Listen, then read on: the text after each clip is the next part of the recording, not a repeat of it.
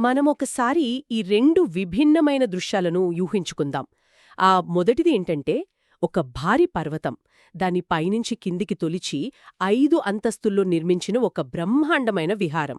ఒక్కో అంతస్తు ఒక్కో జంతు ఆకారంలో ఉంటుంది. హ్మ్. ఎటు చూసినా అద్భుతమైన శిల్పకళ. అవును. ఇక రెండో దృశ్యం దీనికి పూర్తి భిన్నంగా ఉంటుంది. ఎన్నో ఏళ్లుగా వేల మైళ్లు ప్రయాణించిన ఒక యాత్రికుడు ఒక ప్రశాంతమైన దేవుడి విగ్రహం ముందు నిలబడి ఉన్నాడు. అక్కడ ఎవరో పెట్టినా ఒక చిన్న తెల్లటి పట్టు విసనకరను చూసి చిన్నపిల్లాడిలా వెక్కి వెక్కి ఏడుస్తున్నాడు. ఒకవైపు చూస్తేనేమో ఎవరూ ఊహించలేని ఒక కళ్ళు చెదిరే ఇంజనీరింగ్ నిర్మాణం, మరోవైపు ఒక చిన్న వస్తువును చూసి బరువెక్కిన గుండె. కదా, అసలు ఈ రెండు దృశ్యాల వెనుక ఉన్న కథలేంటి?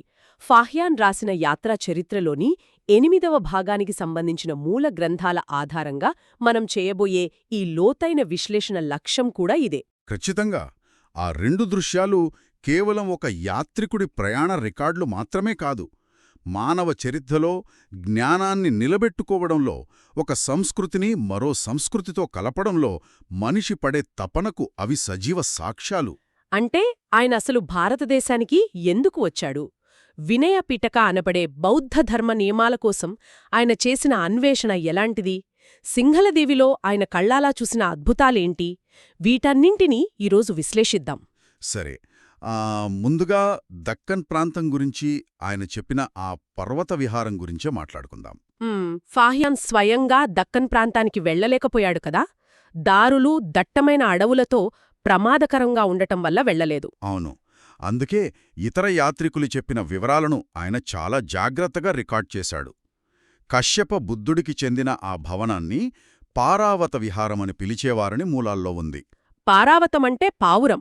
అదే, ఇది ఒకే పర్వతాన్ని తొలిచి చేసిన 5 అంతస్తుల కట్టడం. ఈ నిర్మాణం గురించి చదువుతుంటేనే నాకు మతిపోతోంది. పర్వతం అడుగున ఉన్న మొదటి అంతస్తులు ఏనుగు ఆకారంలో మలిచారు. అందులో ఏకంగా 500 గదులున్నాయట. అవును. రెండోది సింహం ఆకారంలో ఉండి 400 గదులు. మూడోది గుర్రం ఆకారంలో 300 గదులు. నాలుగోది ఎద్దు ఆకారంలో 200 గదులు. ఇక చివరగా 5ోది పావురం ఆకారంలో 100 గదులు. అసలు ఒకే పర్వతాన్ని చీల్చి ఇంత భారీ నిర్మాణం చేయడం ఎలా సాధ్యమైందో? ఇక్కడ వాడిన ఇంజనీరింగ్ టెక్నిక్ చాలా ఆసక్తికరం. సాధారణంగా మనం ఒక భవనం కట్టాలంటే ఏం చేస్తాం? పునాది తీసి కింద నుంచి పైకి కట్టుకుంటూ వెళ్తాం కదా. అవును, బేస్మెంట్ నుంచి. కానీ పర్వతాన్ని తొలిచేటప్పుడు పైనుంచి కిందికి, అంటే టాప్ డౌన్ అప్రోచ్తో రాతిని చెక్కుకుంటూ వస్తారు. ఓ, అంటే ఇందులో ఏ చిన్న తప్పు జరిగినా, ఏ రాయి కొంచెం ఎక్కువగా పగిలినా అతికించడం కష్టం. అస్సలు కుదరదు. మొత్తం డిజైన్ పాడైపోతుంది. ఆకారాలు చెక్కడం ఒక ఎత్తైతే, అందులో వాళ్ళేర్పాటు చేసిన నీటి సరఫరా వ్యవస్థ మనల్ని మరింత ఆశ్చర్యపరుస్తుంది. నీటి సరఫరా అంటే ఆ పర్వతం పైనుంచి వచ్చే నీళ్లు గురించే కదా? ఎగ్జాక్ట్లీ. అన్నిటికంటే పైన పర్వత శిఖరం దగ్గర ఒక సహజమైన నీటి ఊటను వాళ్లు గుర్తించారు. ఆ నీరు ప్రతి అంతస్తు చుట్టూ, గదుల ముందు గుండ్రంగా ప్రవహిస్తూ కిందకు చేరేలా రాతిలోనే కాలువలు తొలిచారు. చివరకు ఆ నీరు ప్రధాన ద్వారం నుండి బయటికి వెళ్ళిపోతుంది. వావ్! ఒక రకంగా చెప్పాలంటే ఇది ఆధునిక సెంట్రలైజ్డ్ కూలింగ్ సిస్టమ్కి ప్రాచీన రూపంలా అనిపిస్తోంది నాకు. అవును, నిజమే కదా. పైనుంచి కింది వరకు నీరు అలా గదుల ముందు ఎప్పుడూ ప్రవహిస్తూ ఉంటే రాతిలో ఉన్న వేడిని గ్రహించి వాతావరణాన్ని చల్లబరుస్తుంది. ఎండాకాలంలో కూడా లోపల ఒక నేచురల్ ఏసీ సిస్టంలాగా పనిచేసుంటుంది. ఖచ్చితంగా. పైగా చీకటి లేకుండా సహజమైన వెలుతురు వచ్చేలా రాతిని చీల్చి కిటికీలు కూడా ఏర్పాటు చేశారు. ఆనాటి శిల్పుల మేధస్సుకు ఇదొక గొప్ప నిదర్శనం. ఇక్కడే ఫాహియాన్ ఒక సరదా సంఘటనను కూడా రికార్డ్ చేశాడు. ఆ ఎగిరే సన్యాసుల కథ. అవును. వేరే దేశాల్నుంచి వచ్చిన బౌద్ధ యాత్రికులు అక్కడికి చేరుకుని స్థానిక సన్యాసులను ఒక ప్రశ్న అడిగారట కదా. అవును. ఆ చుట్టుపక్కల ప్రజలు ఏమన్నారంటే, మీరు గాలిలో ఎగురుతూ ఎందుకు రాలేదు? మా సన్యాసులెప్పుడూ ఎగురుతూ వస్తుంటారు కదా అని ఆశ్చర్యంగా అడిగారట. దానికి వాళ్లు ఇచ్చిన సమాధానం భలే ఉంటుంది. మీరేంటి మామూలు మనుషుల్లా నడుస్తున్నారు అని అడిగితే, దానికి ఆ సన్యాసులు ఏమాత్రం ఫీలవ్వకుండా, మాకు ఇంకా రెక్కలు పూర్తిగా రాలేదు అని సరదాగా చమత్కరించారట. చూశారా? ఆ సమాధానంలో కేవలం హాస్యం మాత్రమే లేదు, అక్కడి సామాజిక మనస్తత్వం కూడా దాగి ఉంది. ఆ పర్వతంపైకి వెళ్లడానికి రాతిలోనే వాళ్లు సన్నటి మెట్లు తొలిచారు. ఆ మెట్లు దూరం నుంచి చూసేవారికి అసలు కనిపించవు. ఓ అంటే ఇల్యూజన్ అన్నమాట. అవును. సన్యాసులు ఆ మెట్లు ఎక్కుతుంటే కింద మైదానంలో ఉండే స్థానికులకు వాళ్లు గాలిలో ఎగురుతున్నట్లుగా భ్రమ కలిగేది. ఇక్కడ మనం ఫాహియాన్ దృక్కోణాన్ని గమనించాలి. స్థానికులు గుడ్డిగా నమ్మిన మూఢనమ్మకాన్ని ఆయన అలాగే రికార్డ్ చేయలేదు. అంటే దాని వెనుక ఉన్న ఆ సన్నటి మెట్ల వ్యవస్థను ఆయన విశ్లేషించాడు. ఎగ్జాక్ట్లీ. ఒక యాత్రికుడికి ఒక పరిశోధకుడికి మధ్య ఉన్న వ్యత్యాసం ఇదే కదా. ఇక ఆ సన్యాసుల విషయానికొస్తే వాళ్లు అమాయకత్వాన్ని అవమానించకుండా లౌక్యంగా సమాధానం చెప్పడం వారి ఆధ్యాత్మిక పరిపక్వతను సూచిస్తుంది. నిజమే. అయితే దక్కనడవుల ప్రమాదాల వల్ల ఆయన అక్కడికి స్వయంగా వెళ్లలేకపోయినా అసలు ఆయన ప్రయాణం కేవలం ఈ భౌతిక కట్టడాలను చూడడం కోసం కాదు కదా. ఆయన ప్రధాన లక్ష్యం బౌద్ధ ధర్మ నియమాలను అంటే వినయపిటకను వెతకడం. అవును, అదే ఆయన్ని ఉత్తర భారతదేశమంతా తిరిగేలా చేసింది. ఇక్కడే నాకొక పెద్ద సందేహం కలుగుతోంది. ఆయన వెతుకుతున్న ధర్మనియమాలు ఎక్కడా వ్రాతపూర్వకంగా దొరకలేదట కదా. అవన్నీ కేవలం మౌఖిక సంప్రదాయంలో అంటే ఓరల్ ట్రెడిషన్లోనే తరం నుండి తరానికి వెళుతున్నాయి. అవును. అసలు వినయ నియమాలు వ్రాతపూర్వకంగా ఉండటం ఎందుకంత ముఖ్యమంటారు? ఏళ్ల తరబడి మౌఖికంగా పద్యాలుగానో శ్లోకాలుగానో తరతరాలకందించడమనేది మన ప్రాచీన భారతదేశంలో అద్భుతంగా పనిచేసిన పద్ధతే కదా. ఈ ప్రశ్న చాలా ముఖ్యం. మౌఖిక సంప్రదాయం అనేది ఖచ్చితంగా అద్భుతమైన పద్ధతే. సమాచారాన్ని ఛందస్సులో కూర్చి భద్రపరచడం గొప్ప విషయమే. కానీ ఈ పద్ధతి భౌగోళికంగా ఒక పరిమిత ప్రాంతంలో ఉన్నప్పుడు లేదా ఒకే భాష మాట్లాడేవారి మధ్య ఉన్నప్పుడు బాగా పనిచేస్తుంది. బౌద్ధం ఎప్పుడైతే ఖండాలు దాటిందో, వేర్వేరు భాషలున్న ప్రాంతాలకు చేరుకుందో అప్పుడు సమస్య మొదలైంది. అంటే ఒకరు చెప్పింది మరొకరు వినేటప్పుడు అర్థాలు మారిపోవడం లాంటిదా? సరిగ్గా అదే. దీన్ని మనం టెలిఫోన్ గేమ్ ఎఫెక్ట్ అనుకోవచ్చు. ఒక గురువు ఒక నియమాన్ని చెప్పినప్పుడు దాన్ని విన్న శిష్యుడు తన అవగాహన మేరకు దాన్ని మరో దేశంలో ఉన్న శిష్యులకు చెప్పేసరికి అసలు అర్థం మారిపోయే ప్రమాదముంది. ముఖ్యంగా ఈ వినయ అంటే సన్యాసులు ఎలా బతకాలి, ఏం తినాలి అని నిర్దేశించే కఠినమైన నియమాలు గదా. ఇందులో ఏ చిన్న పదం మారినా మొత్తం ఆచరణే తప్పుదోబడుతుంది. ఫానోమాన్ చైనాలో గమనించింది ఇదే. అక్కడ నియమాలు అసంపూర్ణంగా ఉండటాన్ని చూసే ఆయన ఈ సాహసయాత్రకు వచ్చాడు. స్థిరమైన వ్రాతప్రతులు ఉంటే వాటిని ఎవరూ ఇష్టమొచ్చినట్లు మార్చలేరు అనేది ఆయన లాజిక్. ఆ స్థిరత్వం కోసమే ఆయన పాటలీపుత్రంలో ఏకంగా 3 సంవత్సరాలుండిపోయాడు. మహాసాంఘికులకు చెందిన ఒక ప్రతి దొరికినప్పుడు దాన్ని అనువదించుకోవడానికి సంస్కృతం చదవడం, రాయడం నేర్చుకున్నాడు.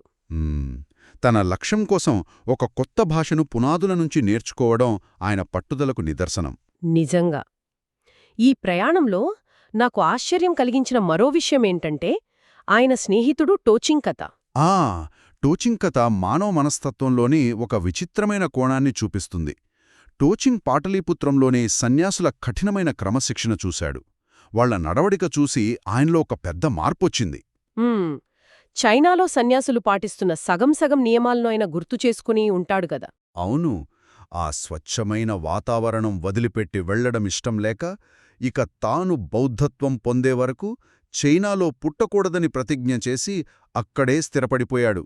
స్వదేశానికి వెళ్లాలన్న ఆలోచనను పూర్తిగా వదిలేసుకున్నాడు. వావ్! ఒక ధర్మం కోసం ఒక మనిషి తన కుటుంబాన్ని, మాతృభూమిని, తన గత గుర్తింపును చెరిపేసుకోవడమంటే మామూలు విషయం కాదు. కాని ఇక్కడ ఫాహియాన్ ఆలోచనా విధానం మరోలా ఉంది. అవును కదా. ఫాహియాన్ ఎలా రియాక్ట్ అయ్యాడు? ఫాహియాన్ కూడా ఆ స్వచ్ఛతను చూసి పరవశించిపోయాడు. కాని దాన్ని తన దగ్గరే ఉంచుకోలేదు. తాను చూసిన ఈ నియమాలను ఎలాగైనా చైనాలోని తనవాళ్లకందించాలనే బాధ్యత ఆయన్ని నడిపించింది. తన తోడుగా వచ్చిన ఒకే ఒక్క స్నేహితుడు వెనక్కి రానని చెప్పినా ఆ ఒంటరితనాన్ని భరిస్తూ తిరుగు ప్రయాణం మొదలుపెట్టాడు. ఆ బాధ్యతే ఆయన్ని సముద్రమార్గం వైపు తీసుకెళ్ళింది. తామ్రలిప్తి అనే రేవు పట్టణం నుండి ఒక పెద్ద వ్యాపారుల ఓడెక్కి ప్రయాణం సాగించాడు. ఆ కాలంలో సముద్ర ప్రయాణమంటే ప్రాణాలను అరచేతిలో పెట్టుకోవడమే కదా. ఖచ్చితంగా. ఏకంగా 14 రోజుల పాటు సముద్రం మీద ఒడుదుడుకులు ఎదుర్కొని చివరకు సింహళ ద్వీపం అంటే శ్రీలంక చేరుకున్నాడు. ఫాహియాన్ రికార్డుల ప్రకారం ఆ ద్వీపం గురించి ఒక ఆసక్తికరమైన నేపథ్యముంది కదా. అవును. ఒకప్పుడు ఆ దీవిలో మనుషులు ఎవ్వరూ లేరని, కేవలం రాక్షసులు, నాగులు మాత్రమే ఆ ప్రాంతాన్ని పాలించేవారని ఆయన రాశాడు. మనుషులు లేకపోయినా వివిధ దేశాల వ్యాపారులు అక్కడికి వెళ్లి వస్తువులు కొనుక్కునేవారని వినడమే చాలా విచిత్రంగా ఉంది. ఆ వ్యాపారం జరిగే విధానం మరీ ఆశ్చర్యం. బ్లైండ్ ట్రేడింగ్ గురించే కదా? అవును. రాక్షసులు బయట పడకుండా తమ వస్తువులను వాటి ధరలను ఒకచోట పెట్టి వెళ్లేవారట. ఆ ధర ప్రకారం వ్యాపారులు డబ్బులు లేదా బంగారం పెట్టి సరుకులు తీసుకువెళ్లేవారు. దీన్నే మూగ వ్యాపారం అంటారు కదా. అసలు ఎవరికీ ఎవరో కనిపించకుండా వ్యాపారం మీద నమ్మకం ఎలా కుదిరిందో అర్థం కావడం లేదు. ఇది ఎకనామిక్స్లో ఒక అద్భుతమైన కాన్సెప్ట్. ఆ స్థానికులు బయటి ప్రపంచంతో కలవడానికి ఇష్టపడేవారు కాదు. వ్యాపారులకేమో ఆ దీవిలో దొరికే విలువైన వస్తువులు కావాలి. ఒకవైపు భయం, మరోవైపు లాభాపేక్ష. ఎగ్జాక్ట్లీ. అందుకే ఈ మూగ వ్యాపారం మొదలైంది. వస్తువుల దగ్గర వాళ్లు కోరుకునే విలువను సూచించే సంకేతాలు పెట్టేవారు. వ్యాపారులు అక్కడ బంగారం పెట్టి వెళ్లేవారు. ఆ స్థానికులకు ఆ బంగారం సరిపోలేదనిపిస్తే వాళ్లు ఆ సరుకులను అక్కడే ఉంచేవారు. వ్యాపారులు వచ్చి ఇంకాస్త బంగారం కలిపేవారు.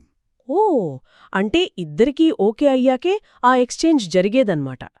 భయం, అవసరం ఈ రెండూ కలిసి ఒక భలే వ్యాపార వ్యవస్థను సృష్టించాయి.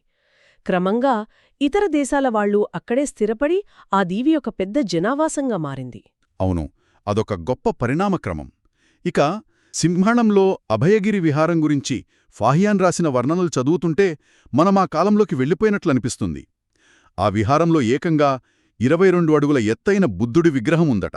సూర్యకాంతమణిలాంటి విలువైన రత్నాలతో చేశారుగదా దాన్ని. అవును, 7 రకాల ధాతువులు అందులో ప్రకాశిస్తూ ఉండేవని, కుడిచేతిలో ఒక అమూల్యమైన ముత్యముందని ఆయన వర్ణించిన తీరు నిజంగా కళ్లముందుంచుతుంది. కాని ఇంతటి గొప్ప నిర్మాణం కన్నా ఆయన జీవితంలో అత్యంత ఉద్వేగభరితమైన ఒక సంఘటన ఇక్కడే ఆ విగ్రహం ముందే జరిగింది. తెల్లటి పట్టు విసనకర్ర సంఘటన. కరెక్ట్. 10 ఏళ్లకు పైగా ప్రయాణిస్తున్న ఒక కఠినమైన యాత్రికుడి మనసు ఎక్కడ కరిగిపోయిందో ఇది చెబుతుంది. ఆ విగ్రహం ముందు ఆయన ప్రార్థన చేస్తున్నప్పుడు పక్కనే ఒక వ్యాపారుడు సమర్పించిన వస్తువును చూశాడు. అది చైనాలో తయారైన ఒక మామూలు తెల్లటి పట్టు విసనకర్ర. దాన్ని చూడగానే ఫాహియాన్ కన్నీళ్లు ఆపుకోలేకపోయాడు. ఆ పరిస్థితి ఎలా ఉందంటే, మనం విదేశాల్లో ఎక్కడో ఉన్నప్పుడు ఏదైనా షాప్లో మన ఊరి పేరున్న ఒక చిన్న స్నాక్ ప్యాకెట్ కనిపిస్తే ఎంత ఎమోషనల్ అవుతామో. ఎన్నో ఏళ్లుగా మాతృభూమికి, ఆప్తులకు దూరంగా బతుకుతున్నప్పుడు అకస్మాత్తుగా మన మూలాలకు సంబంధించిన ఒక వస్తువు కనిపిస్తే గుండె భలే బరువెక్కుతుంది కదా. నిజమే. ఆ విసనకర్ర కేవలం ఒక వస్తువు కాదు, అదొక విజువల్ ట్రిగ్గర్. ఫాహియాన్ చైనా వదిలి ఎన్నో ఏళ్లయింది. దారిలో స్నేహితులు కొందరు చనిపోయారు. టోచింగ్ అక్కడే ఉండిపోయాడు. ప్రతిరోజూ కొత్త భాష, కొత్త మనుషులు. పాపం, ఆయన ఒంటరితనమంతా ఆ విసనకర్రను చూడగానే కట్టలు తెంచుకొని ఉంటుంది. అవును, ఆయన మైండ్ ఎప్పుడు గ్రంథాలను సేకరించడంలోనే మునిగిపోయింది. కాని ఆయనలోని మనిషి ఆ మాతృభూమి కోసం అలమటిస్తూనే ఉన్నాడు. ఆ విసనకర్రను చూడగానే చిన్ననాటి జ్ఞాపకాలొక్కసారిగా మనసులోకొచ్చాయి. ఒక గొప్ప లక్ష్యం కోసం బయలుదేరిన మనిషి కూడా అంతర్గతంగా ఎంత ఇమోషనలో ఇది చెబుతోంది. ఎంత పెద్ద లక్ష్యమున్నా మనిషి మూలాలు ఎప్పుడూ తన జన్మస్థలం చుట్టే తిరుగుతాయని ఇది నిరూపిస్తుంది. అయితే ఫాహియాన్ కేవలం తన భావోద్వేగాలకే పరిమితం కాలేదు. అక్కడి సామాజిక జీవనం, ముఖ్యంగా దంతావేశేషం పండుగ గురించి చాలా వివరంగా రాశాడు. అవును, ఆ టూత్ రెలిక్ ఫెస్టివల్. ఆ దంతాన్ని భద్రపరచడానికి 7 లోహాలతో ఒక గొప్ప మందిరాన్ని కట్టారని, పండుగ సమయంలో అలంకరించిన ఒక ఏనుగు మీద ఒక వ్యక్తి కూర్చుని దారి పొడవునా ప్రకటిస్తాడని ఆయన రాశాడు. ఆ ప్రకటన విధానం కూడా చాలా భిన్నంగా ఉంటుంది కదా. అంటే కేవలం పండుగ మొదలైంది అని చెప్పడం కాదు, బౌద్ధ ధర్మం కోసం బోధిసత్వుడు తన గత జన్మలో చేసిన త్యాగాలను ఆ వ్యక్తి బిగ్గరగా వివరిస్తాడు. తన కళ్లను, మాంసాన్ని దానంగా ఇచ్చిన ఆ కథలన్నిటినీ ప్రజలు గుర్తుచేస్తాడు. ఆ తర్వాత ఊరేగింపు మొదలవుతుంది. అవును, ఇక్కడ అత్యంత విశేషమైన విషయమేంటంటే, రాజు స్వయంగా ఆ బోధిసత్వుడి 500 గత జన్మల రూపాలను తయారు చేయించి దారి పొడవునా ప్రదర్శించేవాడట. సజీవంగా ఉన్నాయా అన్నంత అద్భుతంగా బొమ్మలను రూపొందించేవారు. ఆనాటి సమాజంలో విజువల్ స్టోరీ టెల్లింగ్ ద్వారా ధర్మాన్ని ఎలా తీసుకువెళ్లారో ఇది సూచిస్తుంది. భలే అనిపిస్తోంది ఇది వింటుంటే.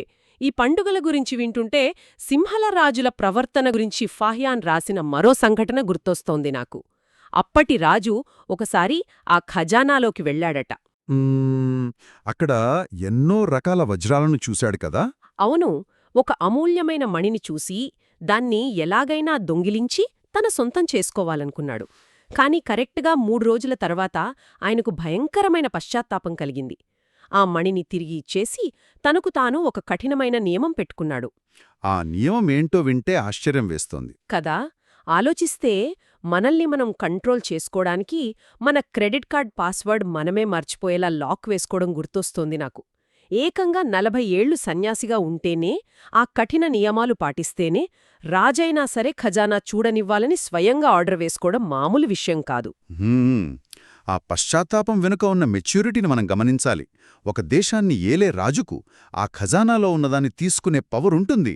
ఎవరు ఆయన అడగలేరు కూడా. అవును, రాజుని ఎవరు ప్రశ్నిస్తారు? కానీ అధికారమున్నంత మాత్రాన ఏమైనా చెయ్యొచ్చు అన్న అహంకారాన్ని పక్కన పెట్టి తనలోని లోపాన్ని గుర్తించి తనకు తానే సంకెళ్లు వేసుకోవడమనేది గొప్ప లీడర్షిప్ క్వాలిటీ. ఆధునిక కాలంలో మనం మాట్లాడుకునే లీడర్షిప్ అకౌంటబిలిటీకి ఇది పర్ఫెక్ట్ ఉదాహరణ. పాలకుడి నీతిగా ఉంటేనే రాజ్యంలో కరువు కాటకాలు ఉండవని అప్పట్లో బలంగా నమ్మేవారు. పాలకుల గురించి విన్నాం, కాని సన్యాసుల లైఫ్ స్టైల్ కూడా ఇక్కడ విస్మయం కలిగిస్తుంది. బోధిమందిరంలో ఉన్న ధర్మకోటి అనే సన్యాసి కథే తీసుకుందాం. ఆయన ఏకంగా 40 ఏళ్లపాటు ఒకే గదిలో నివసించాడట.